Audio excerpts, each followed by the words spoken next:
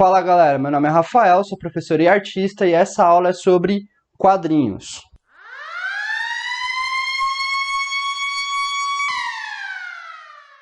Vamos começar sempre pelo conceito, beleza? Por mais que seja algo que todo mundo conhece, o que é quadrinhos? Quadrinhos é a junção de duas linguagens, né? O desenho e o texto para contar uma história, colocados em sequência em quadros, daí vem, né, a história em quadrinhos, e encadernada ali de uma forma que você consiga ler. E o Will Eisner, que é o pai dos quadrinhos, que a gente vai falar dele daqui a pouco, ele considerava como uma arte sequencial, assim como o cinema e tudo mais. Então vamos lá, elementos básicos, tá? A gente vai começar com o quadro, tá? Que é o quadrinho mesmo, onde vai ter todas as nossas informações, onde nós vamos contar a nossa história. Seguido dele vem a calha, que é um elemento que você literalmente ignora, porque ela é muito imperceptível, mas é a divisão entre um quadro e outro. E é ali onde vai se passar o tempo, né? Dizer ali uma transição de tempo. Seguido das calhas, nós vamos ter os balões, que é como nós vamos representar o som da voz, que é onde nós vamos colocar os diálogos e conversas que vai lá compor a nossa história e contar melhor a nossa história.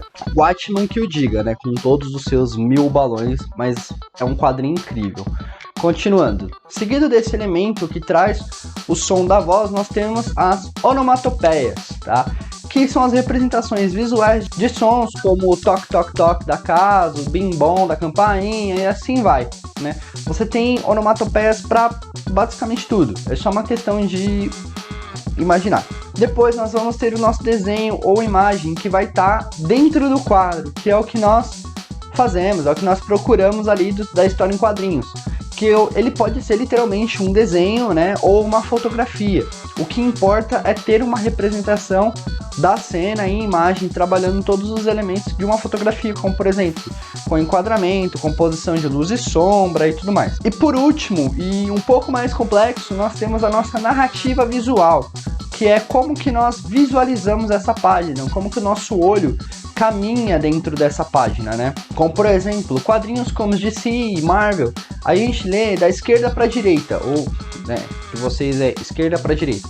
Nós lemos da esquerda para a direita, e já mangás a gente lê da direita para a esquerda, porque são narrativas visuais que o artista trabalha.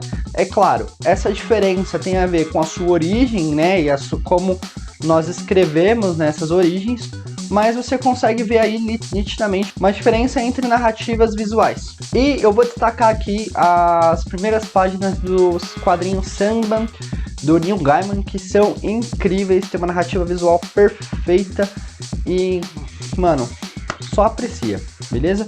Então vamos lá. Para você criar o seu quadrinho, o que você precisa? Primeiramente, entender esses 6 elementos aí, como que eles funcionam, quais são as suas mecânicas, e entender um pouco sobre roteiro. E aqui eu volto a falar sobre o Will Eisner. Quem foi o Will Eisner? Ele é literalmente aí, para muita gente, o pai dos quadrinhos, porque ele desenvolveu e estudou muito essa forma de arte. E ele desenvolveu o que nós chamamos como jornada do herói para o roteiro. A jornada do herói, ela está presente em todas as histórias que você assistiu e que você vai assistir. É uma questão de só identificar como que ela é trabalhada ali, né? E a jornada do herói, ela diz que o roteiro ele vai ser pautado em cinco etapas principais, né? Que nós temos a apresentação, né? Como que esse nosso personagem é, aonde ele vive e como que ele vive, se tem alguma informação importante que você precisa saber dele. É a apresentação ali, o primeiro tempo, né? É o primeiro encontro que você tem com a sua história, que você vai contextualizar. O segundo é o nosso problema, né? Qual que é o nosso vilão, quem que tá vindo, qual que é a catástrofe que vai acontecer, né? Se é um Thanos, se é um tornado de tubarão. Eu não consigo ficar sério com isso, cara. Qual é a catástrofe? Se é uma onda, um terremoto, se é uma máquina do futuro, um colapso temporal, né? O nosso problema, né? Que vai dar o primeiro ápice do roteiro e vai dar engajamento pro resto. Se não tiver um problema, você basicamente não vai ter motivação, né? Vai dar a motivação pro seu personagem, pra sua história, pra sua narrativa. O terceiro é a caminhada, né? O processo que que a nossa história vai ter para chegar à solução, né? Que no caso da Marvel a gente pode dizer que é o Hulk cinza estudando ali como faz para viajar no tempo, né? Convencendo o Tony Stark, e aí ele vai lá e descobre tudo isso. Então assim, é esse processo, esse caminhar, que é um momento assim um pouco mais tranquilo, né? Tanto que no gráfico que ele faz é aquela onda assim mais de boa. E aí nós chegamos no nosso segundo ápice, que é o confronto, né? A batalha, a hora que o super-herói encontra com o super-vilão. E aí vai ter aquele ápice, né? A hora que o Thanos chega na Terra e aí o... Assemble.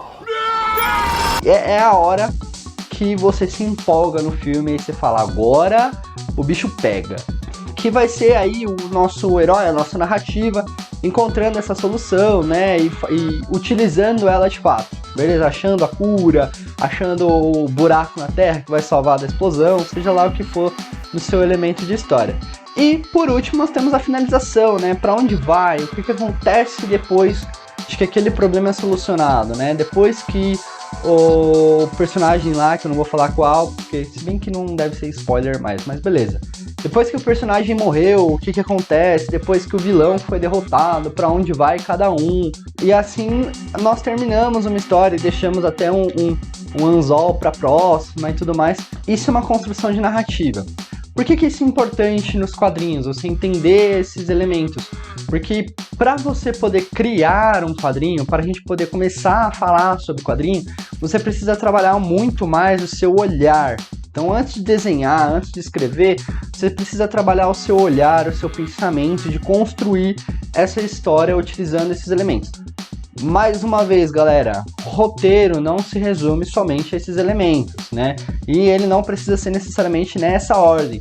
É só olhar, por exemplo, Pulp Fiction do Tarantino ou até mesmo Cidade de Deus. Ele vai ter esses elementos, só que ele vai ter uma ordem diferente aí, né? Construído de um jeito diferente. E mais uma vez aqui, né, me tornando repetitivo, isso não define esse conteúdo como total, né? É apenas um conceito que você vai estar utilizando aí, né? Se você for estudar, olhar, não sabe mais, você vai ver que tem muito mais, tem muitas outras formas de se criar um roteiro.